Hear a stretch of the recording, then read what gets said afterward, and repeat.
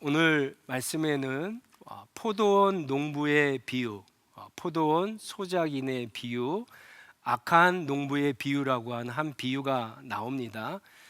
그런데 이 비유는요 11장 27절부터 시작이 됩니다. 11장 27절에 보시면 예수님께서 그 전에 성전을 깨끗게 하신 사건이 있었습니다. 이 사건이 당시 종교 지도자들의 마음을 굉장히 불편하게 합니다.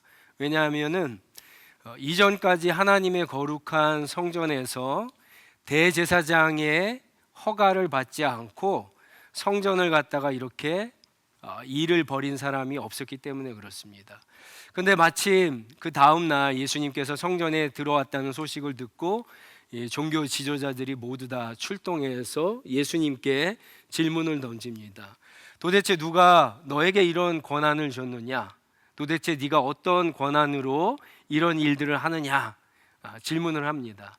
예수님께서는 이 질문에 대답하지 않고 오히려 또 다른 질문을 그들에게 던지시면서 너희가 내 질문에 대답하면 나도 너희에게 대답하겠다 하면서 질문을 던지십니다. 요한의 세례가 하늘에서부터 온 것이냐 아니면 사람에게서 온 것이냐 질문을 던지자 종교 지도자들이 난처해하면서 대답을 하지 못합니다. 그런데 여기서 끝나지 않고요 12장 1절에 보시면 예수님께서 그들에게 종교 지도자들에게 비유로 한 가지의 비유를 말씀해 주기 시작합니다. 이 비유가 이제 오늘 본문에 나오는 포도원 농부의 비유, 포도원 소작인의 비유인데 어떤 한 사람이 포도원을 아주 근사하게 만듭니다. 울타리도 치고 포도원 즙을 짜서 포도주를 만드는 새로운 기계도 최신식 기계도 갖다 놓고 그리고 높은 망대 워치타워를 세워서 그것을 잘 관리하도록 그렇게 만들어 놓고 농부들에게 새로 주고 멀리 떠나게 됩니다. 그리고는 얼마의 시간이 지나서 열매를 거둘 때가 이르러서 그 소득에 세를 받기 위해서 한 종을 보내게 됩니다. 자, 그런데 이 종을 이 소작인들 농부들이 환대하지 않고 그에게 모욕을 주죠. 창피를 줍니다. 무시를 합니다. 그를 때려서 돌려보냅니다. 주인이 또 다른 종을 보내고 또 다른 종을 계속해서 보냅니다. 때로는 때리기도 하고 죽이기도 하고. 그래서 6절 말씀에 보면은 이제 그 주인에게 한 사람밖에 남지 않았습니다. 사랑하는 아들이 남았는데 그 아들마저 보내게 됩니다. 그리고는 이 아들만은 존중하겠지 그러면서 보내는데 이 농부들은요 오히려 그 아들마저 죽여서 포도원 바깥에 시체를 던지게 됩니다. 자, 그리고는 예수님께서 결론을 짓지 않고요 한 가지의 질문을 던지고 당신이 스스로 결론을 짓습니다.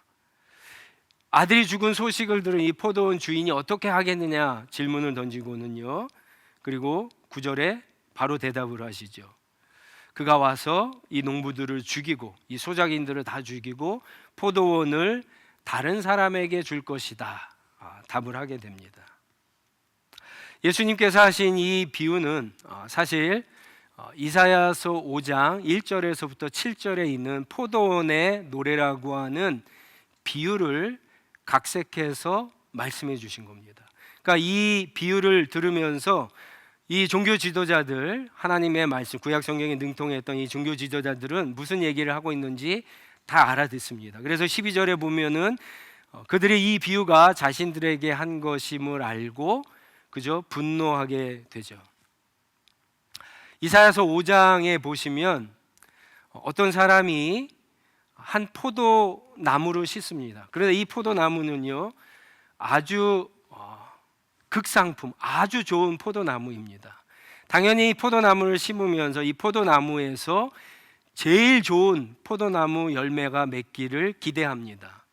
그런데 어찌된 일인지 이 포도나무에서 그런 포도 열매가 나오지 않고 들포도 열매가 나옵니다. 먹지 못하는 그런 포도 열매가 나오게 됩니다.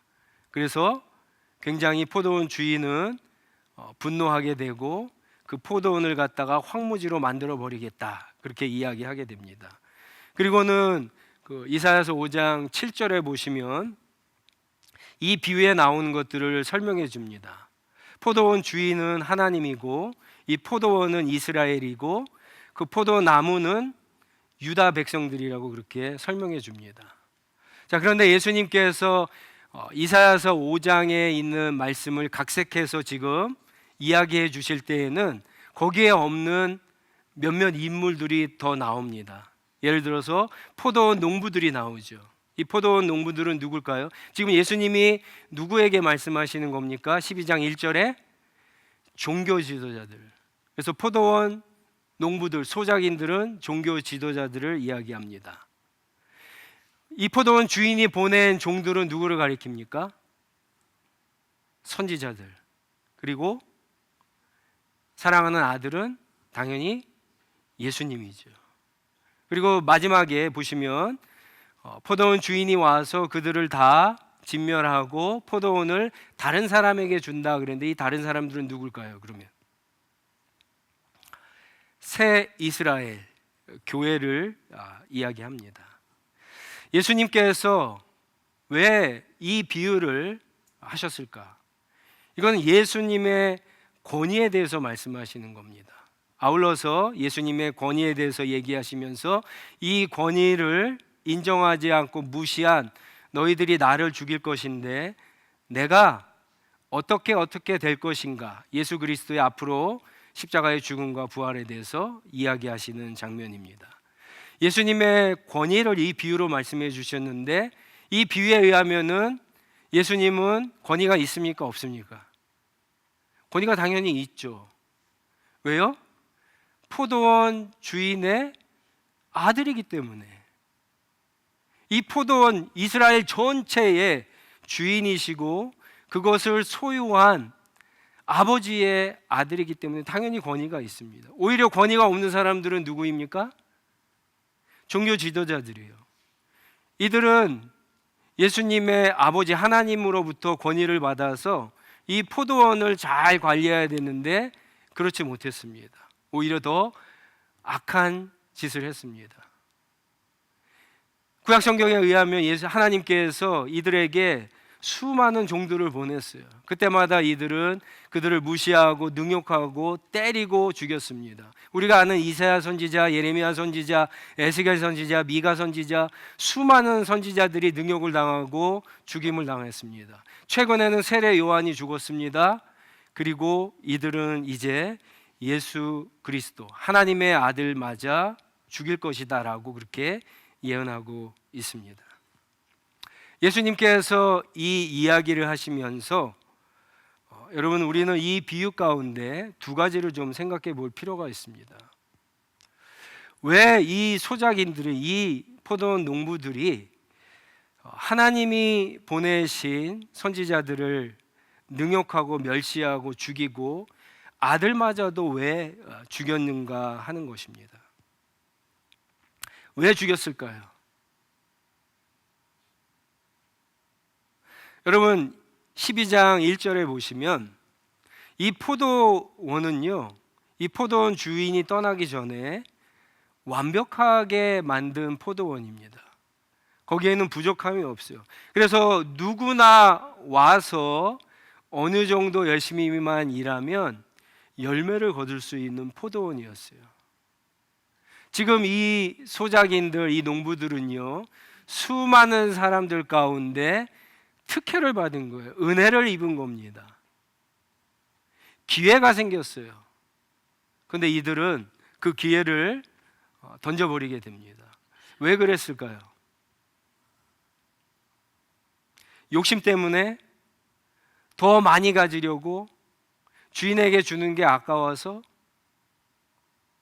7절에 보시면은요, 나중에 이 농부들이 아들을 죽이면서 이 사람이 상속자이기 때문에 우리가 그것을 차지하자 그렇게 이야기합니다. 어떻게 보면은 욕심 때문에, 탐욕 때문에 이들이 그랬을 수 있다라고 생각할 수도 있지만 보다 근본적인 이유가 있습니다. 근본적인 이유. 그것은 이들이 하나님으로부터 받은 은혜, 이들이 하나님의 소작이라고 하는 사실을 잊었기 때문에 그렇습니다. 보세요. 때가 되어서 주인이 그 열매 새를 받으려고 왔는데, 보통 포도나무는 심어서 첫 열매를 맺으려면 적게는 3년, 많게는 한 5년 정도 있어야지 열매를 거둔다고 해요. 주인이 없는 상태예요. 그들이 그 포도원에서 일을 했겠죠. 열심히 일을 했을 겁니다. 주인이 없는 상태에서 어느 정도 열심히 해서 어느 정도의 소득을 거뒀는지 모르겠습니다. 그런데 자신이 열심히 일하고 자신이 노력하고 자신이 피와 땀을 흘려서 소득을 거뒀는데, 어느 날 한 종이 와서, 주인의 종이 와서 소득의 일부를 내놓으라고 했을 때 아까웠겠죠. 여러분, 포도원은 주인의 것이 맞습니다. 그러나 이들은 3년, 5년 동안 열심히 일하면서 그 포도원을 다루면서 관리하면서 경작하면서 거기에 피와 땀을 쏟으면서 그것이 자기 것이라고 생각한 거예요. 실질적인 주인은 자기라고 생각을 하는 거예요. 사실 그 당시에 이 소득의 보통 한 4분의 1 정도 주거든요.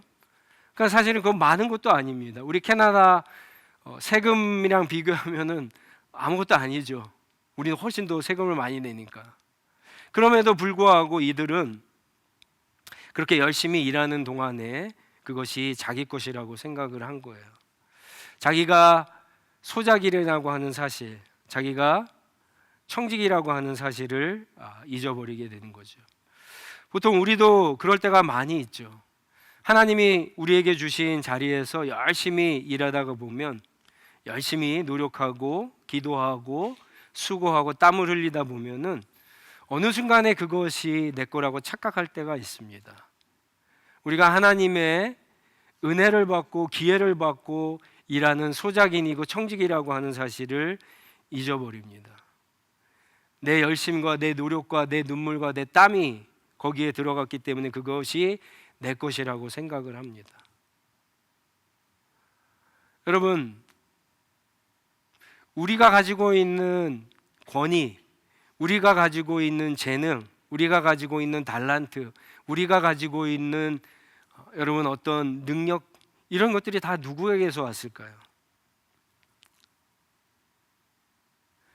내가 남편으로서의 어떤 권위, 내가 아내로서의 권위, 내가 부모로서의 권위, 내가 비즈니스 하면서 할 수 있는 그런 권위, 내가 일터에서 일할 수 있는 권위, 내가 학교에서 일할 수 있는 권위, 이 권위들은 누구에게서 온 걸까요? 내가 스스로 만들어낸 건가요? 하나님이 주신 거예요. 하나님이 주신 겁니다. 저와 여러분들은 청직이에요. 소작인입니다. 이것을 우리가 열심히 일하다 보면은 이것을 놓칠 때가 있어요. 하나님이 눈에 보이지 않기 때문에 내 노력과 내 땀과 내 피와 눈물이 거기 안에 들어가기 때문에, 그래서 거둔 소득이기 때문에, 그래서 거둔 결과이기 때문에 이것은 내 거예요. 말로는 하나님의 것이라고 하지만 내 것이에요. 여러분, 교회가 내 것입니까? 하나님의 것입니까? 여러분의 비즈니스가, 여러분의 일터가 내 것입니까? 하나님 것입니까? 여러분의 자녀들이 하나님의 것이에요? 내 것이에요? 내 마음대로 하고 있어요. 내 마음대로.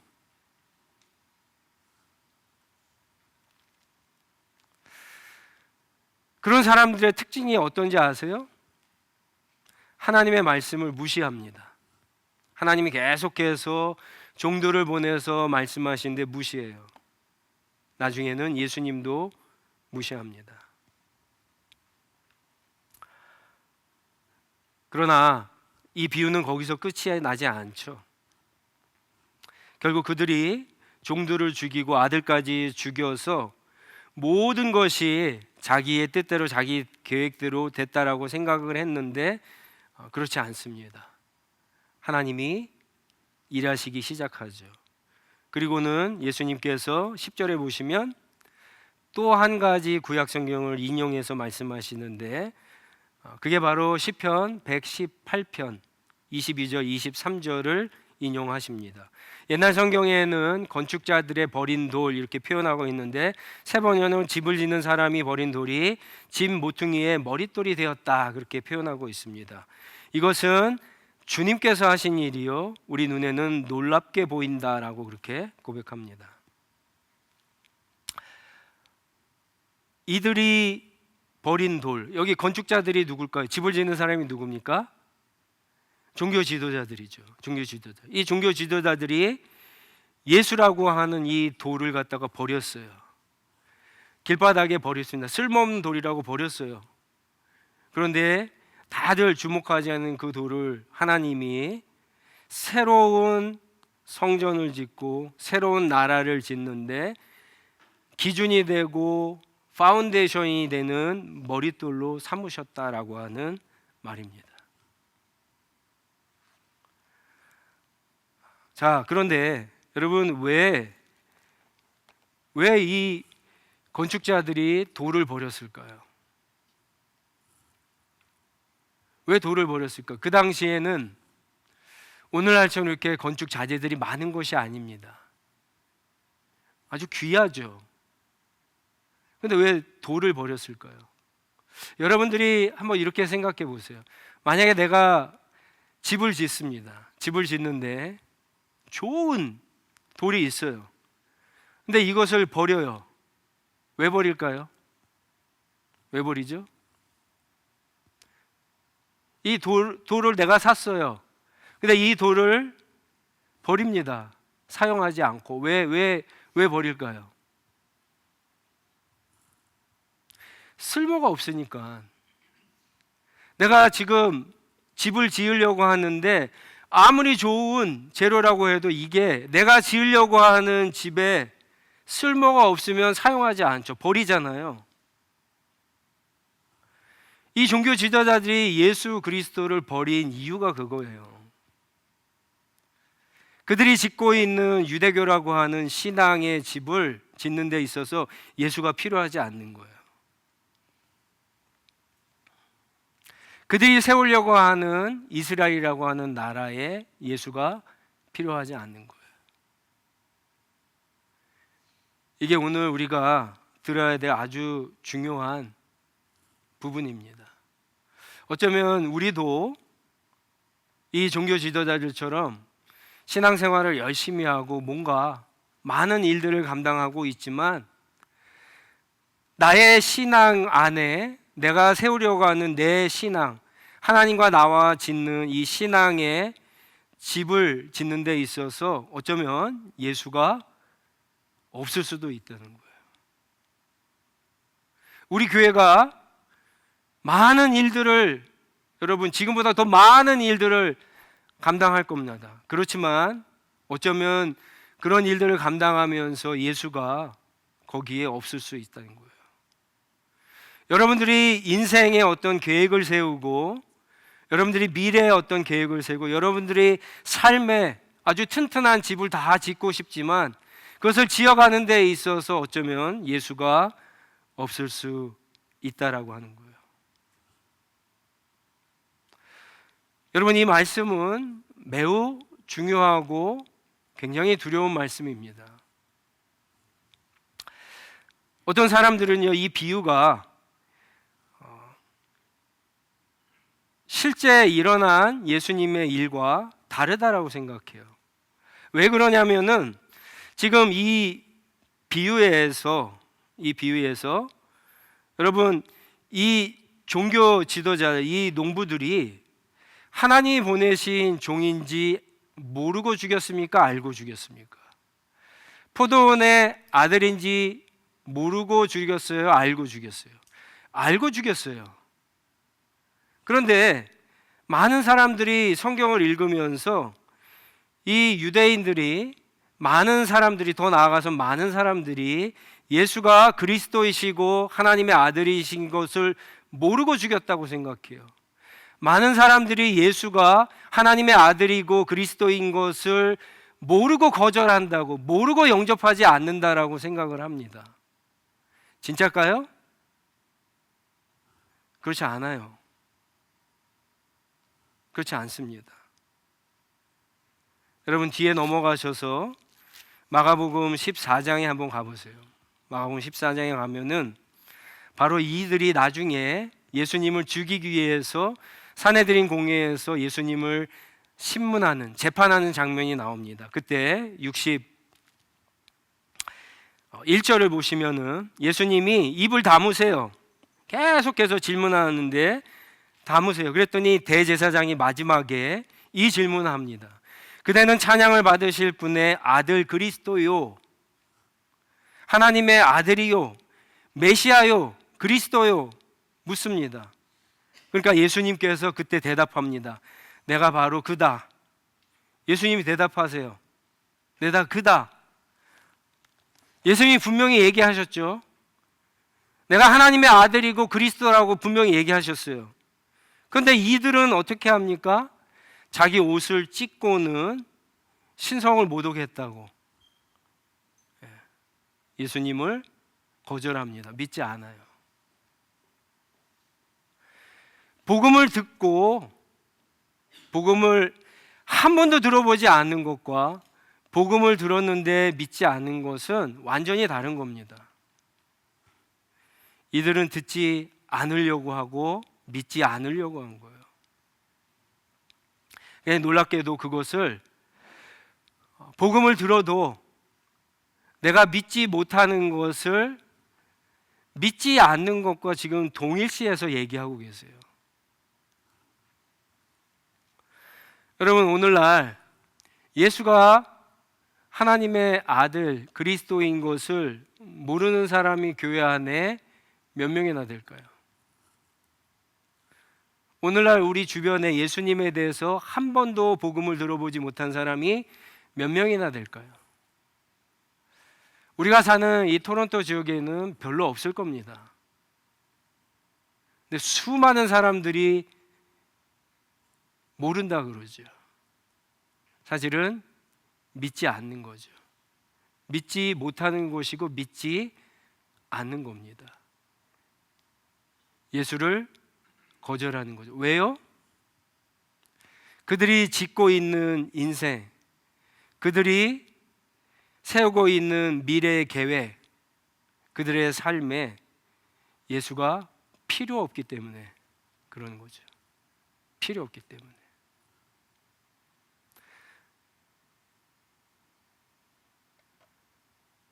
우리의 삶과 별로 다르지 없습니다.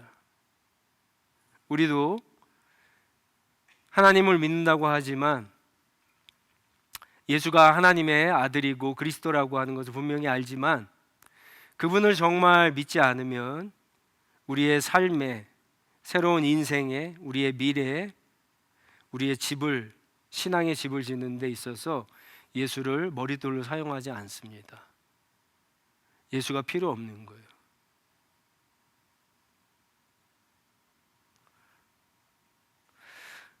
여러분 이 비유에 보시면 사실은 또 한 가지 많은 사람들은 그런 얘기를 합니다. 여기에 나오는 이 포도원 주인은 너무나 이상한 포도원 주인이에요. 저와 여러분 같으면은 세를 받으려고 처음에 종을 보냈는데 종이 모욕을 당하고 무시를 당하고 빈손으로 오면은 어떻게 합니까? 그럼 바로 사람들을 다 몰고 가서 혼을 내줘야죠. 쫓아내야 되는데 그러지 않습니다. 또 다른 종을 보내요. 또 다른 종이 매맞고 왔는데 또 다른 종을 보내요. 종이 죽었는데 또 다른 종들을 계속해서 보내요. 자기 종들을 다 보내요. 때리고 맞았고 막 죽는데 계속 보냅니다. 그 마지막 클라이막스는 아들까지 보내요. 아들이 가면은 죽는지 몰랐을까요? 알았을까요? 여러분 이 말씀을 보시면서 오해하시면 안 됩니다. 6절에 보시면 이 포도원 주인이 아들을 보내면서 내 아들이야 존중하겠지라고 했는데, 이거는 포도원 주인이 한 명이라도 아들을 보면서 아들을 갖다가 이렇게 환대하기를 원하는 마음으로 보내는 거지, 그걸 몰랐던 것은 아니에요. 이 포도원 주인, 이 사랑하는 아버지가 무식하고 무지하고 무능력하고 너무나 순진하고 무모해서 보내는 것이 아닙니다. 아들이 죽는 것을 알면서도 무모하게 위험을 감수하는 이 아버지가 아니에요. 이 아들은요, 사실은 두 가지 면이 다 있습니다. 첫 번째는 이 아들은 이 포도원 주인이 그 포도원의 농부들, 그리고 이것을 이제 하나님이라고 한다면 죄인들을 향해서 하나님이 보여주시는 하나님의 자비와 인자와 사랑의 극치를 보여주십니다. 더 이상 어떻게 보여줘요? 더 이상, 그죠? 그러니까 마지막으로 아들을 보내요. 그런데 이게 더 무서운 거는, 여러분, 마지막을 거절하면 어떻게 됩니까? 그 다음엔 없어요. 끝이에요. 첫 번째 종을 거절하니까 두 번째 종이 가요. 종들은 거절해도 돼요. 근데 마지막 아들을 거절하면 그 다음에는 없어요. 그래서 무서운 겁니다. 십자가가 하나님의 사랑의 극치를 보여주고, 오래 참음의 극치를 보여주고, 자비의 극치를 보여주고, 긍휼하심의 극치를, 죄인들을 향한 그 마음을 보여주시지만, 그것을 거부했을 때 그것은 끝입니다. 더 이상은 없다는 것을 보여줍니다. 여러분, 우리가 인생을 살면서 하나님이 원하시는 그러한 삶을 100% 다 살지 못해요. 하나님 우리에게 좋은 기회를 주셨는데 열매를 맺지 못하고 맨날 땅만 파고 있을 때도 있습니다. 괜찮아요. 하나님의 말씀을 주시는데 계속 무시하고 거부하고 불순종하고 듣지 않을 때 있어요.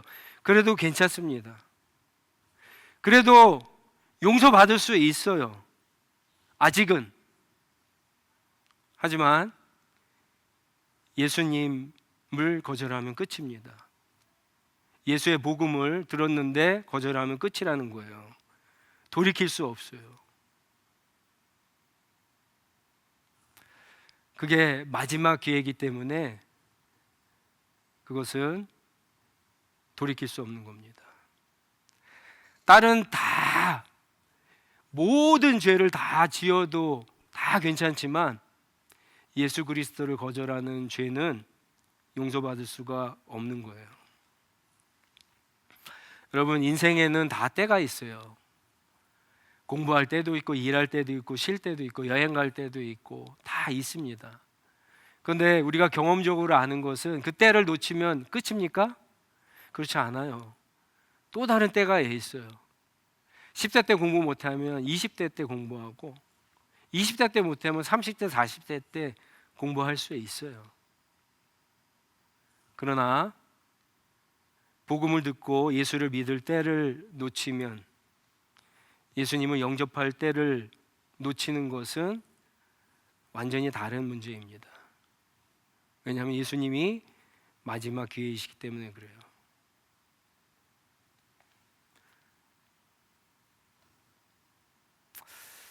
여러분, 오늘 예수 그리스도에 대한 이야기를 또 들으셨어요. 마지막이라고 생각하시고 오늘 이 복음을 들은 모든 사람들, 여러분 예수님을 영접하실 수 있기를 바랍니다. 여러분이 세워가고 있는 그 여러분의 인생의 집에, 여러분의 신앙의 집에 예수님이 머릿돌이 되시고 그 위에 든든하게 집을 세워가시기 바랍니다. 우리 함께 신앙생활하는 우리 한해시학교의 모든 교우들 가운데 이 은혜가 있기를 주님의 이름으로 축원합니다. 같이 기도하겠습니다. 다 같이 일어나셔서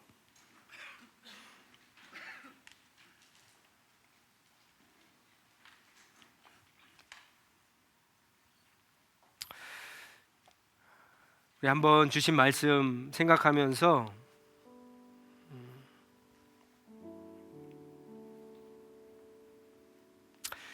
한번 그런 생각을 한번 해보시기 바랍니다. 나는 지금 내 인생의 집을 짓고 있고 내 미래의 집을 짓고 있는데 거기에 예수님이 머릿돌이 되시고 있는가 한번 생각해 보시기 바랍니다. 얼마든지 지을 수 있어요. 근데 바람이 불고 풍랑이 오면 그런 집들은 다 무너집니다. 예수님이 머릿돌이 되셔서 내가 그 집을 지을 수 있게 해달라고 이렇게 한번 은혜를 구하면서 기도하시면 좋을 것 같고요.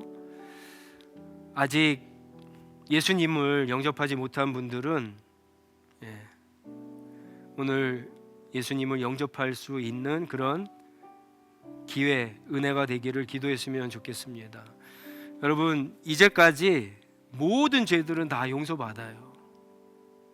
내가 어떠한 잘못을 했던지 간에 다 용서받을 수 있어요. 하나님은 계속해서 우리에게 말씀하십니다. 그런데 예수 그리스도의 복음을 거절했을 때 그것은 용서받지 못합니다. 그게 마지막이 될 수 있어요. 그렇기 때문에 오늘 여러분들이 들은 복음이 마지막이라고 생각하시고 하나님의 은혜를 구하며 같이 기도했으면 좋겠습니다. 우리 다 같이 이 두 가지를 놓고 함께 기도하며 나가도록 하겠습니다. 기도하겠습니다.